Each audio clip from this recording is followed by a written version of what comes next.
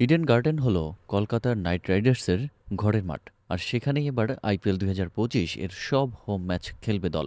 The টেলিগ্রাফের report অনুযায়ী ফ্রাঞ্চাইজির পক্ষ থেকে জানিয়ে দেওয়া হয়েছে কলকাতা ছাড়া অন্য কোথাও তাদের হোম ম্যাচ হবে না। সম্প্রতি ক্রিকেট অ্যাসোসিয়েশন অব বেঙ্গলের এক সিনিয়র আধিকারিক বলেছিলেন, ৬ April Lucknow Super Giants, LSG ও কেকেআরের ম্যাচ নিরাপত্তাজনিত কারণে গুয়াহাটিতে সরানো হতে পারে, কারণ ওই দিন রাম নবমী উদযাপন চলবে। এ নিয়ে বিতর্ক শুরু হতেই কলকাতা পুলিশ তাদের অবস্থান স্পষ্ট করে দেয়। সোশ্যাল মিডিয়ায় তারা জানায়, ৬ এপ্রিলের আইপিএল ম্যাচ নিয়ে কিছু বিভ্রান্তিকর তথ্য ছড়ানো হচ্ছে। কলকাতা পুলিশ সব নাগরিকের নিরাপত্তা নিশ্চিত করতে প্রতিশ্রুতিবদ্ধ। জনসুরক্ষাকে সর্বোচ্চ গুরুত্ব দিয়ে সব রকমের নিরাপত্তা ব্যবস্থা নেওয়া হবে। এদিকে কেকেআর সাব জানিয়ে দিয়েছে যে তারা কলকাতার বাইরে কোনো ম্যাচ খেলবে না। ফলে আইপিএল আয়োজকদের বিকল্প সমাধানের খোঁজ করতে হচ্ছে।